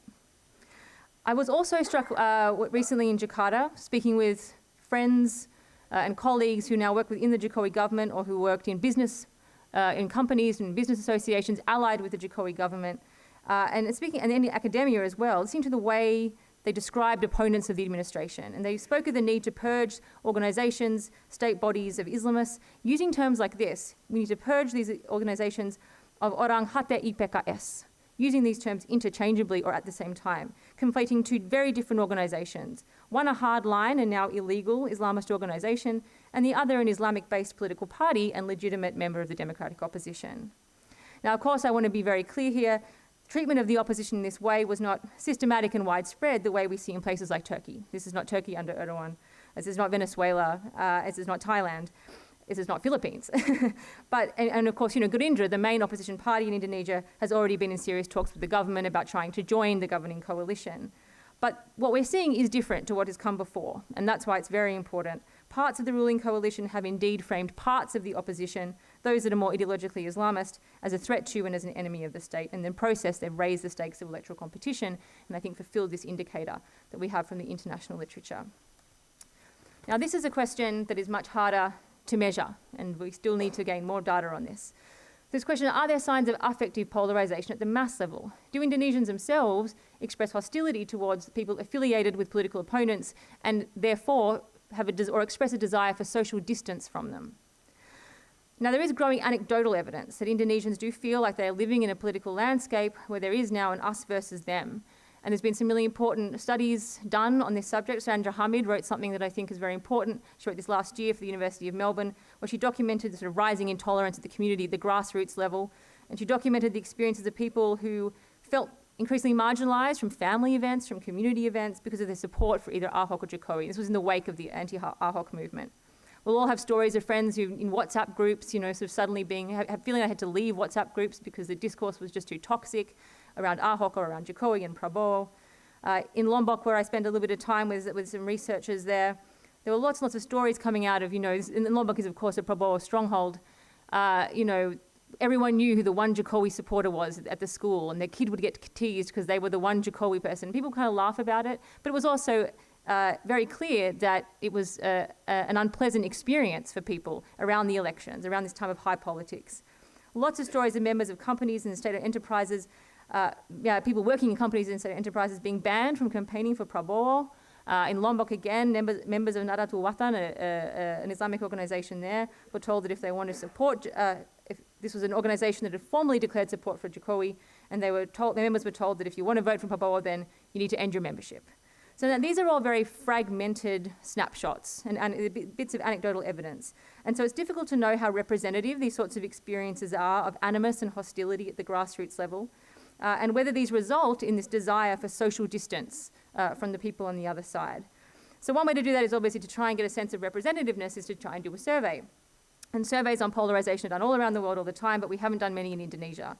So I abused my friendship with Burhanuddin Muhtadi, and I asked him to put a few questions in a recent survey that we did with Sally and Ed, in a post-election survey. And we asked a couple of questions that have been asked in America and in Turkey on this very subject. And so a question that people ask quite often is this. So imagine you're moving house to a different place. How important are the following factors when considering when to move? And they get this whole kind of list of factors. And it turns out that if you look at the bottom two, and we're interested in very important and important, so the first two bars, the pale orange bars, it turns out that most Indonesians do express a preference for ethno and religious homogeneity. Really, really large numbers would prefer to live in neighbourhoods with people who share their religion and their ethnicity. Smaller when it comes to a desire for political homogeneity. So around 32% of people would like to live in areas where people support the same party, and it goes up to 39% when we ask them about wanting to live in the same area as people who have vote for the same presidential candidate. It kind of seems small compared to these other numbers, this preference for religio, sort of ethnic homogeneity. But we don't really know, we don't have anything to compare it to. We haven't asked this question before. So how does it compare internationally? Are these large numbers or are these small numbers? Sorry, I'm jumping ahead. That one first, then this is the second question we ask, and then we'll compare internationally. So the other question we ask is, how would you feel if someone in your family married a Jokowi supporter, a member of NU? Yeah. Yeah, exactly. Turns out most people are pretty neutral. Yeah, most people are really happy if a member of their family marries someone from NU. So Jokowi supporter, member of NU, Prabowo supporter, member of PKS, member of PDIP. And we're picking these parties because they're on the kind of the polar ends of the Indonesian ideological spectrum in terms of the political parties. And it turns out these numbers are really small. So most people aren't, at least when it comes to this very personal question, aren't too fussed if members of their family marry these people affiliated with these groups. But again, let's compare it internationally. So to reiterate, we had 39% of Indonesians wanting to live in areas where people vote for the same party. And when we break it down by partisans, so people who feel really close to Prabowo or Jokowi, the numbers go up a little bit. So 40% of Prabowo partisans say, yes, I'd rather live in areas where everyone votes for Prabowo. And 44% of Jokowi partisans say, yeah, I'd rather live around people who vote for him. In 2014 in America, pre-Trump, but still a country characterized as deeply polarized, around 25% of Americans said they would prefer to live in neighbourhoods where people share the same political views. So it's not exactly the same question, but it's a question that we think we can compare. So it's actually very comparable with the American situation a few years ago. But when it comes to partisans, the numbers are much higher for conservatives and around 35% for liberals. That's a Pew survey. If you compare it to Turkey, it doesn't look anywhere near as deep or as severe. So in 2017, 69% of Turkish voters on average said they wouldn't want to live near people who support their political opponents. What about when it comes to this question of marriage? So 9% of Indonesians said they'd be unhappy about a family member marrying someone from PKS, and the same number for PDIP. So exactly the same number. So 9%, I don't want my kid marrying someone from PDIP. The number rises just to 15% of Jokowi partisans. 15% of Jokowi partisans said they wouldn't be that happy with a member of their family marrying someone from PKS, and 22% of Prabowo partisans said they wouldn't really be happy if a member of their family married someone from PDIP. Similar numbers back in 2014. 8% of Americans said they'd be unhappy if a family member married a Democrat, 9% for Republicans. 30% of conservatives would be upset, partisans, so they'd be upset about a child or a family member rather marrying someone from the opposite side, and 23% of liberals said the same thing. This is a much more recent figure for America, but it also asks about their child, so it's actually a much more kind of detailed question. and it's much higher in the Trump era. So 35% of Republicans would be unhappy if their child married a Democrat, and 45% of Democrats said the same about a Republican. So compared to we can't make direct comparisons because they're not quite the same question, but they're indicative. And then finally Turkey, where division along the very similar cleavage, the secular Islamist cleavage, we see much more animus and much more hostility, where you have around 78% of voters did not want their family member marrying someone from the out group, so someone on the opposite side to them. So what is this all sort of telling us? Well, I think what we find in Indonesia is a desire for political homogeneity, but it's not that strong or widespread, at least at the moment, on these measures specifically. And partisans are not as hostile as in a country like Turkey, where divisions between Islamists and secularists is far sharper and far more pernicious. But I also think that this kind of survey approach can really only take us so far, and what we need is more detailed anthropological sort of grassroots level analysis of how people's everyday experience of polarisation is unfolding. And that's why I'm so glad we have people like Sana Jaffrey here. We have Irshad and Kathy from Pusat, Paramadina, and they're the ones doing some of the most important work on this subject. Now, in my final, oh God, I'm the convener, I can't go over time. So the vast question, does political polarisation threaten Indonesia's democratic quality? Does it inhibit the functioning of government? Well, no, it doesn't, because Indonesia, at least for the moment, has built into it these structural features that kind of prevent the polarisation we see in two-party systems like the UK or the USA, where you have these government shutdowns. It's this big, fragmented, multi-party democracy, and patronage is still the sort of, the game that everyone needs to play. And so they form big coalitions, and there's emphasis on negotiation and consensus. So this isn't really a problem yet. An increase in violence. Well, we don't have systematic data on this at the moment, and Risa Toha is going to be talking about this later on in this conference. But I think we have to see those May riots, whether or not there was a dalang, whether or not there was a kind of orchestrator of the violence, in some way or other. We have to see the May riots as a product of an election campaign in which each side raised the stakes, delegitimized the other, and then, of course, Prabowo delegitimized the elections themselves. On this point, and this is what we've been talking about a lot today already, I think we have to say, yes, we are now in a situation where political elites are undermining democracy by introducing illiberal interventions in order to contain the political other. And this is what Marcus and Ed referred to as executive illiberalism. So the government's using illiberal tools, whether it's the Perpu, defamation laws, laws on blasphemy and treason, to criminalise opposition figures.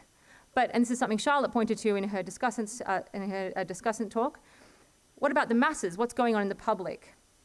Because we know, according to Svolik, and this is what Alan emphasised as well, in really polarised electorates, voters who even value democracy, that when we know Indonesians do value democracy, they've been saying that for years in surveys, they'll become willing to sacrifice fair democratic competition for the sake of supporting politicians who champion their interests or with whom they identify. And we have a little bit of data with this that I'm going to just run through really, really quickly. In a recent survey, we said to Indonesians, there's this law, the Perpu Ormas. Do you think that the Perpu Ormas, which was this new, which said, do you think that it was a violation of the right to organise or was a legitimate defence of Pancasila? Jokowi voters, when we told this when they said, which one do you think, is it A or is it B? They were actually evenly divided. If you look at the control group here, they said half said it's a legitimate defence of Pancasila, half said that it was a violation of, or 36% was a violation of rights. Once we said to them, Jokowi thinks that it's a legitimate defence of Pancasila, and Prabowo thinks it's a violation of human right, of the right to organise, the numbers jump up, and Jokowi partisans obviously back their leader. And it's the same on the opposite side. Prabowo voters were equally divided on whether this was a violation of rights or whether this was a legitimate defence of Pancasila. Once they hear that Prabowo thinks it's a violation, they follow the leader. And this is a sign of partisanship, of deeply held partisanship. And intense partisanship and polarisation creates the conditions under which elites amass support for liberal democracy and protection of rights becomes increasingly contingent. And what we've seen in Indonesia over the past 5 years is leaders turn their country's latent divisions into an axis of political conflict.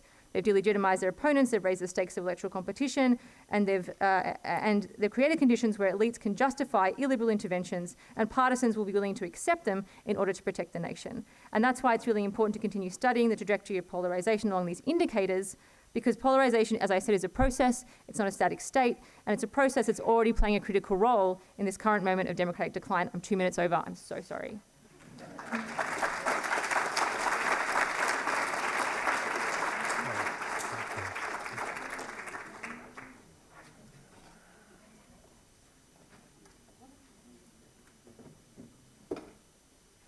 Thank you very much, Eve. put me in a very difficult position because Eve was the one who told me I had to be very strict on the timing. I don't know what happened. So I'd like to invite Nava up now to give her presentation.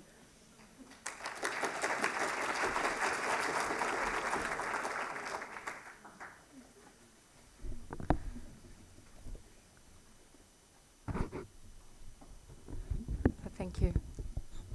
This is a recurring problem. Well, thank you very much for having me here again. This is my second update. And so Eve has highlighted the big picture of polarization. I'm going to zoom in on how the Islamic infighting turned into political polarization. And why now? I mean, we know that the cleavages among NU, the traditionalists, the modernists, Muhammadiyah, Salafi, and so on have been going on forever. But I mean, why is it only becoming politicized now, and what are the implications? There's been many research done by my own team and some of my esteemed colleagues here on how the Islamists are getting more powerful and more influential. But today I'm going to focus on the other half of the equation that I think is still not properly understood, which is the rise of the militant pluralists and their dynamic relations with the Islamists and political elites.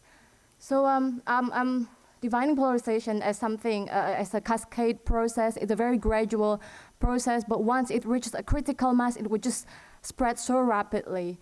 And my argument is twofold. First, that the societal basis of the recent polarization lies in the parallel developments of Nahdlatul Ulama revivalism and Islamist expansion. However, all of these wouldn't have turned into such a polarization in such a short time without the role of political elites, which in this case manifests in two things: how the Gerindra and PKS elites facilitated the anti-Ahok mobilization, and how Jokowi responded to these movements. So this is just a summary of how Islamist expansion, especially since mid-2000s, has triggered the rise of NU. So Islamist expansion, why in mid-2000s? I mean, we know that group like HTI, Salafi have been spreading in universities since the 1980s, but they developed more rapidly after Reformasi and especially during the Yudhoyono era, because the government, they accommodated Islamists both in the government and also in the Indonesian Ulama Council, or MUI. And guess who's most affected by this? The two Islamic giants, NU and Muhammadiyah. Muhammadiyah published an official ultimatum to PKS: stop using our assets, stop using our mosques for your campaign. NU similarly issued a first official statement about the danger of what it calls transnational Islam, which basically includes four groups: Hizbut Tahrir, Salafi, Shia, and PKS. Of course, PKS. And so why mid-2000s? So HTI, after it got license from the government in 2006, it became much more visible, much more confident. So it deployed every month members to have one-on-one dialogue with pesantren leaders all around Java, both bunyai or female and also male kiai. And in some cases, like in pesantren Tebuireng, some Hizbut Tahrir teach science in NU schools.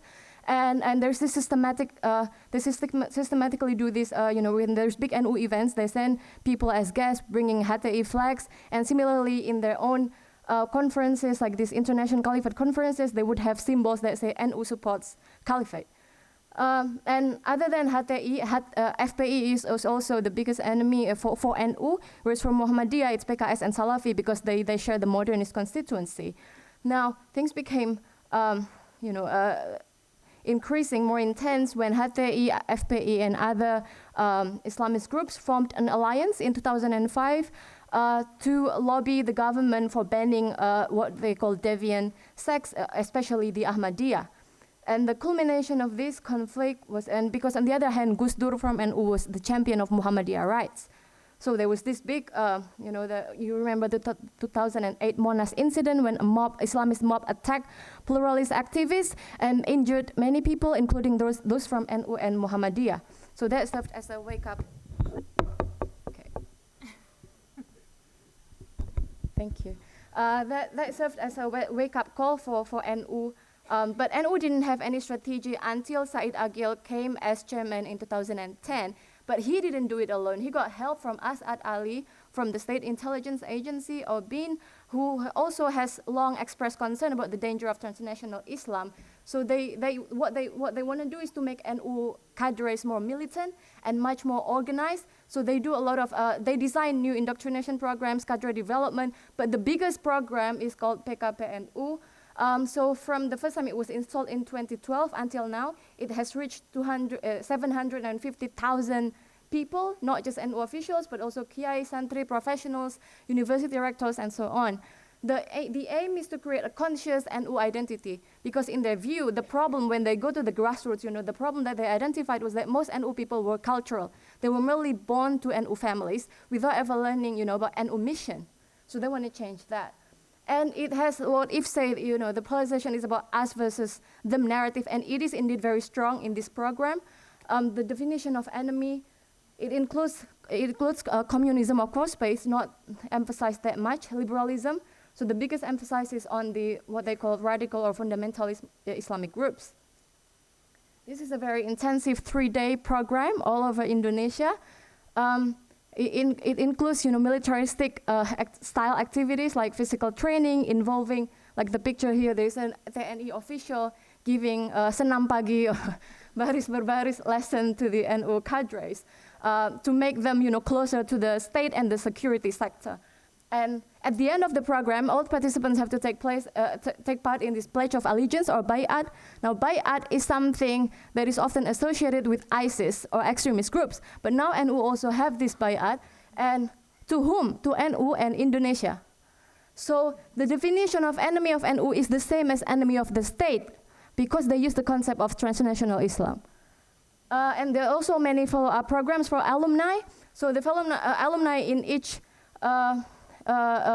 district, they do many things, so many real programs like economic empowerment, expanding NU hospitals, and etc. If you're interested in the bay'at, you can check out the link here.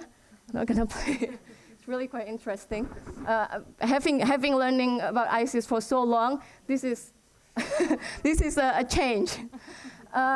So we know there's all these cleavages, the tension that is building up since mid-2000s. How did it get politicized? Now, it started after 2014 election. At the time, NU was split. Said Agil supported Prabowo, the rest PKB supported Jokowi. But when Jokowi won, they quickly reconciled, facilitated by PKB, the NU-affiliated party, but also because both Jokowi and NU realized that they needed each other. As Eve mentioned, Jokowi was insecure because he was accused as communist and etc. Whereas NU, after years of rebuilding, it was ready to get out of his cocoon and to promote its concept of moderatism or Islam Nusantara as the panacea for global terrorism or jihadism. And so Jokowi attended the Muktamar in Jombang in 2015, endorsing Islam Nusantara, giving national hero title to NU founder. But all of these things is symbolic, right? It's like in that early period of courting, you want to show interest, but not too much. So that's what many NU people thought of Jokowi's efforts at the time in 2015. So while they were still building the relationship with Jokowi, they found other allies in the government. In BNPT, the National Counterterrorism Agency, sponsored this NU International Summit of Moderate Islamic Leaders. Foreign Minister Retno also engaged NU to build an Islamic center in Afghanistan. Mora also giving funding to research the concept of Islam Nusantara. On the other hand, Jokowi also endorsed Muhammadiyah's concept of Islam berkemajuan or progressive Islam, but there was no follow-up programs or other kinds of support. So while Said Agil was conferencing away, smiling away, Banser was already 2 steps ahead. They were assembling forces, assuming their role as the vanguard of NKRI, especially since Gus Yakut took over from Nusron Wahid in 2015. They decided to shift the tactic from defensive to offensive. It's partly because of the rise of ISIS. And remember that 2014 video of ISIS fighter in Syria saying that we will go back to Indonesia, we will kill TNI, Polri, and Banser. And so they say, okay, if we don't stop them now, HTI will eventually become like ISIS. So what this means is that Banser is having more training with military and police officers, having better cooperation. they activate intelligence gathering on HTI activities, so mirror image, what they did to us, we do to them. And then they have this cyber team to counter the arguments online. And they also, this is the very important part, they systematically lobby the local government and police to disband HTI activities. So the first systematic breakup of HTI activities by Ansor in 8 cities in East Java was in April 2016. HTI was officially banned in May 2017. So even before the anti-Ahok movement, you already had this cascading of very antagonistic identities. Even the internet memes are very similar, right? On the one hand, you have the Islamists saying, oh, the danger of Islam Nusantara. The other hand, the pluralists said, oh, beware of the HTI virus. It's an epidemic. So when anti-Islamists allied with Prabowo and his coalition parties, and SBY party as well, to mobilize the anti-Ahok protests in late 2016, it didn't create polarization, it just accelerated it. The impact is really big on NU, on minorities and secularists. It reunified NU. So here is this statement of one NU member. She said, I was initially angry with Ahok because of the blasphemy video. But after a while, I realized that we were just being used by HTI and FPI for their treacherous agenda. On the other hand, the Ansor Sekjen also saying that actually our membership kept increasing, especially after the 212 groups threatened and harassed our Kiais. The more they harassed our Kiai, the more militant we got. And so he claimed that Ansor membership now is 4.7 million in total. I mean, it might be exaggerated, but even half of that is pretty amazing. On the other hand, it also terrified the minorities and the secularists who then started to organize and join the NU bandwagon. So you realize when it reaches critical mass, the polarization just creates this kind of bandwagoning and snowballing effects that it becomes much more widened. And there are some evidence as well of Chinese and non-Muslim businessmen increasing funding for pluralist movements. So after that, it just becomes the conflict between NU and Islamists became much more open with HTI flag burning incident, followed by Islamists uprising against Banser. They wanted to ban Banser. And NU actually also mobilized huge counter rallies. One of them is the one in Sidoarjo, which not many people paid attention to. Just NU saying, hey, we can mobilize these hundreds of thousands of people just overnight. We're better than you. So that was kind of the message that was sent. So NU wasn't the only one who became more frontal to the Islamists, the government as well. In fact, government response since 2017 has been embracing NU, pouring a lot of resources to pesantren, building dormitories, pesantren infrastructure, microcredit. On the other hand, also using NU as the Islamic proxy of Jokowi to show that he's, pious. And on the other hand, the government also suppressed the Islamists, so the HTI ban, UU Ormas, it's been mentioned so many times today. But of all government agencies, the biggest change was in the police force. Because the police attitude completely, largely changed.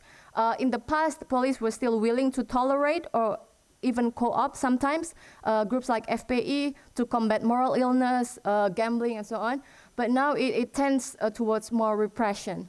There are two motivations of the police to do this. One is there is a genuine concern of the link between above-ground Islamists and the underground violent jihadis. So in the picture, this is Ustadz Muinuddinillah Bastri. He's a Prabowo campaigner in Solo. His younger brother is an Indonesian fighter in Syria who died last year, Abu Walid. So there is this, I don't know if there's evidence that Ustadz Muin also supported ISIS other than the siblings' relations. But police use this kind of examples as, that there is operational link. And then on the other hand, the police it's also about institutional interest. Islamic support Prabowo. Prabowo wants to empower TNI over Polri. Hence, so we are also enemy. So all of this, the culmination was in the May, after the election. So there's the narrative of brutal police versus Islamist loving TNI. So you see that this polarization is not about religious per se. It's cross-cutting. There's also institutional rivalry among TNI, Polri, maybe BIN, that also plays into the dynamics. And it's only natural, after all of this repression, the Islamists turned to Prabowo, because Prabowo himself, when he was a military general, he was actively courting hardline conservative leaders. So we've had the election now. What's the impact? Some people wonder if it's going to be, state NUism, because Jokowi was forced to rely on NU much more than what he would have liked, had to accept Ma'ruf Amin and everything. But in return, NU also more solidly supported Jokowi. Just to give you a description of this, during the election in my hometown in East Java, one NU woman leader of Muslimat, 70-year-old, mind you, telling her congregation, okay, ibu-ibu, if you don't vote for number 1, then you will, when you die, the angels in heaven will ask you, why didn't you vote for number 1? The paper clearly says, Kiai, can't you read? Okay, so there is this really much bigger mobilization. This is different from 2014, different from previous years. So the war has not ended after the election because Jokowi reconciled with Prabowo at the elite level, not at the grassroots level. Ed this morning mentioned about this new policy of rooting out radicalism in the public service, people getting barred from promotion in public universities, in government offices, even in private companies. So I think the biggest implication for now is that the government need to be cautious about these radical cleansing policies. Now, this is related to back to the main topic about democratic regression. The question now is, in a democratic system, is it really acceptable to have, for the government to determine positions in the bureaucratic ranks based on someone's ideological outlook, based on what they think? And okay, if you say yes to this, then what is the least harmful way to do this? What is the most transparent way? Because as it stands now, there's not yet a legal basis to this. And what are the criteria for radicalism? Who gets to determine what's radical and what's not? And what's the limit of government action? And that coupled with the remilitarization of Banser worries many people. And one of the concerns is that could these clashes turn into violence? I guess I'll end with more questions than answers. Thank you.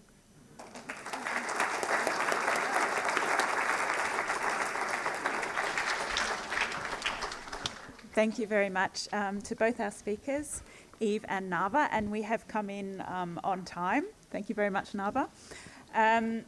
So, two very thought-provoking presentations.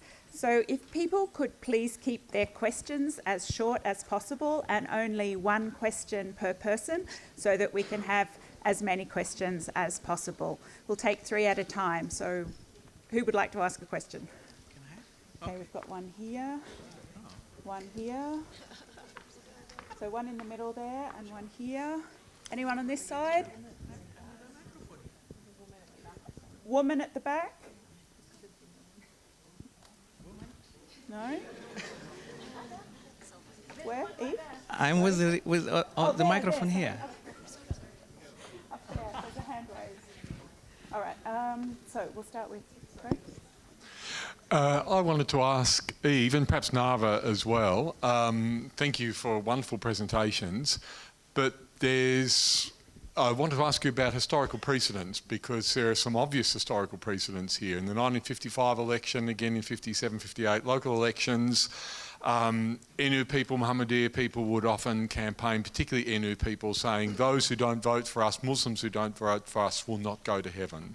And they are not part of the group, they're not Ahl Sunnah wal Jama'ah, they will not be part of the group that achieves salvation. And these kinds of campaigning techniques were widespread in 55. If we read people who reported on that, it's very common.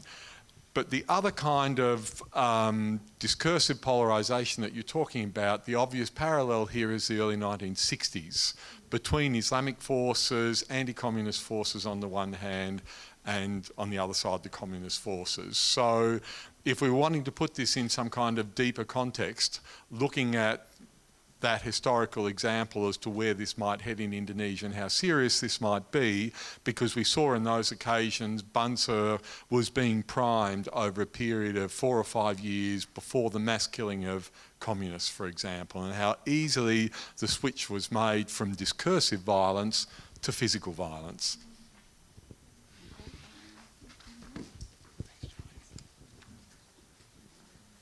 Next question.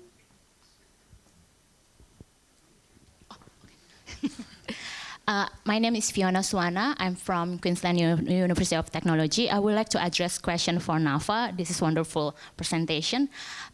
Quick, two simple questions. The first one, I just wondering if the Islamic Nusantara or Islamic Kemajuan, if this is really a action strategy from the government, is it an effective to solve this kind of radical Muslim?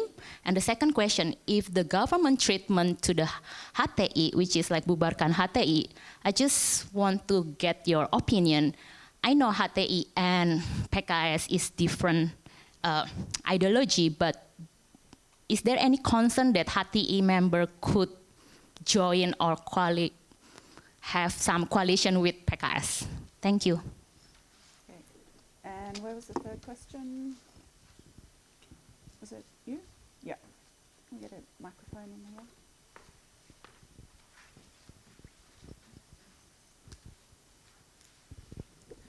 here? Yeah, hello. I want to ask how lasting the convergence between Islamic factions is, because if you take into account this pragmatic coalition happening in the regions, you know, between parties, between groups, there's much more looser coalitions happening.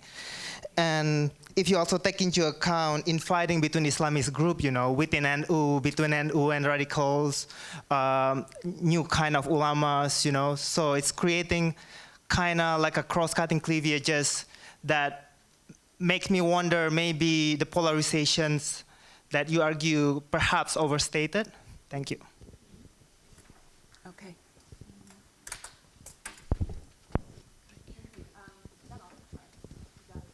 Is that on? Oh, sorry. Yes, it is. So yeah, first to Greg, I mean, all I can do is agree with that comment. So I chose in my presentation to compare Indonesia now with other countries that are similarly characterized as experiencing some level of democratic decline, whether it's America or Turkey, obviously at different levels. And in both countries, what analysts say is that polarization is a really sort of crucial part of that process. So I chose to compare Indonesia now to these other countries. But a very, very telling comparison would be Indonesia now with exactly what you said, Indonesia in the 50s and 60s. And that comparison alone would give us pause to think about what are the consequences here. We've seen this happen before. And as I said at the beginning of my presentation, this cleavage is as old as the hills. And clearly these are innovative campaign strategies in the context of Indonesia's 20-year period of democracy, but not if we go back, as you said, back to the previous period of democracy, 50s and 60s. And it doesn't bode well whether we do cross-national comparisons or Indonesia with itself 50 or 60 years ago. And I think that you put it actually in the most eloquent terms, and all I can do is agree with that statement. And it's something that I should put in my paper actually as well. So thank you very much. I'll let Nava answer the other question.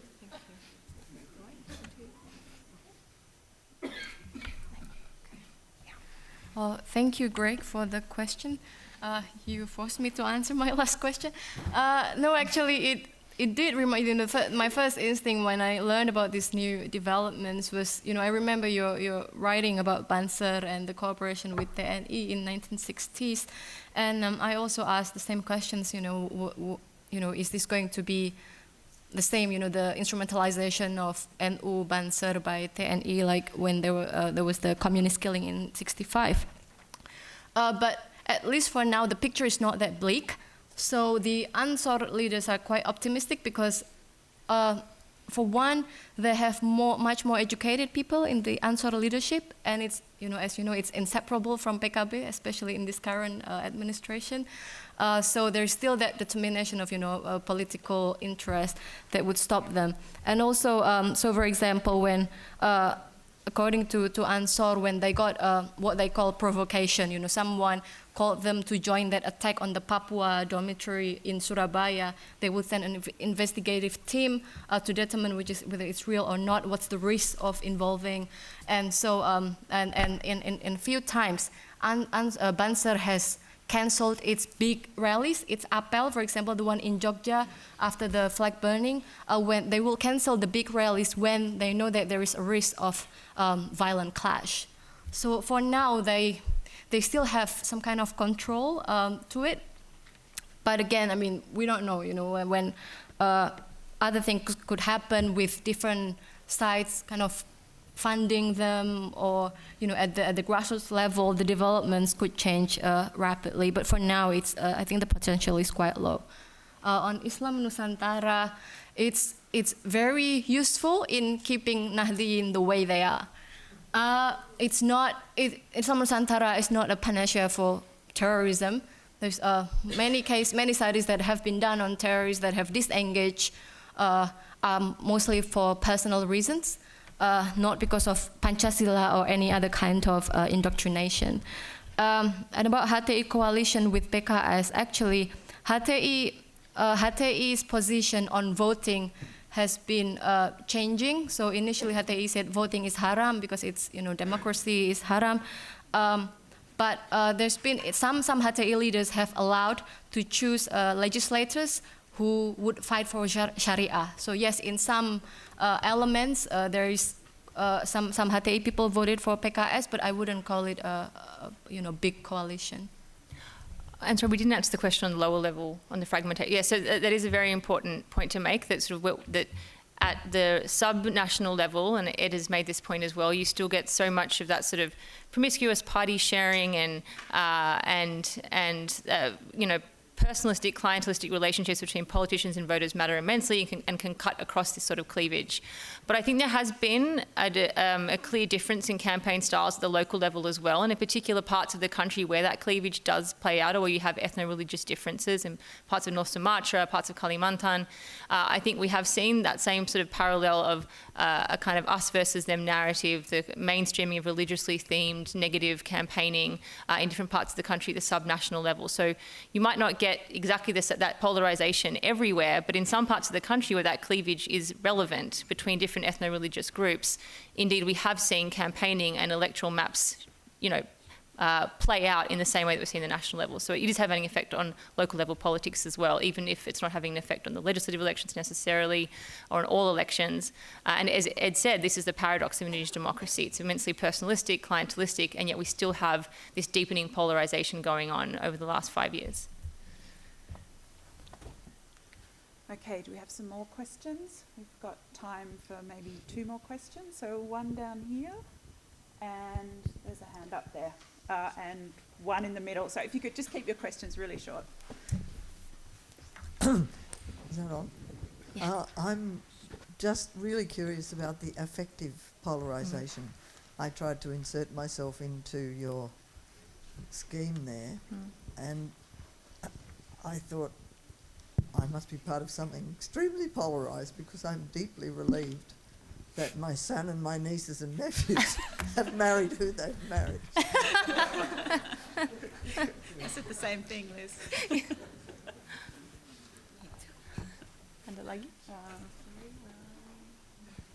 Yeah. Thank you. It's me. Okay. My question is to Yves. From your presentation, from my understanding from your presentations, you say that the polarizations creates a space that makes the politicians or the elites to use undemocratic measures to contain the opponents, right? So it seems that the polarizations create that. That's possibilities for the elites to use undemocratic means. But the question is, where does these polarizations come from? Can we see that? Can we understand that the undemocratic method used by the elites is the thing that actually created the polarization instead of the opposite? Thank you. Okay, and the third question.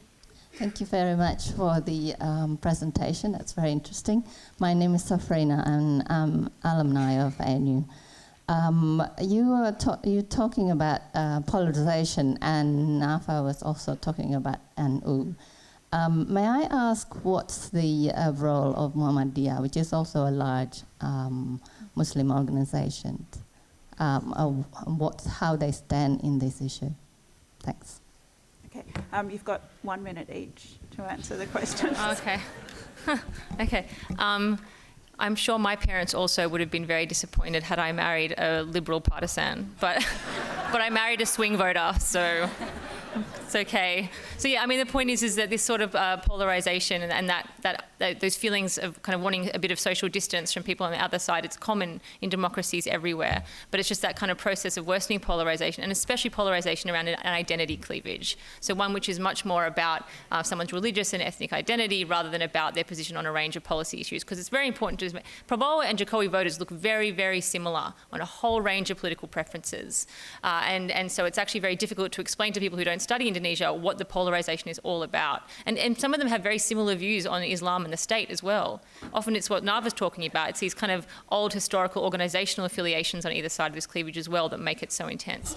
Mugis, yes. So, I mean, Indonesia has always had, and I'm using Dan Slater's words here, like immense raw material for to be a much more polarized society. And it's always been incredible that it hasn't been more polarized. He described it as one of the least polarized countries in Asia.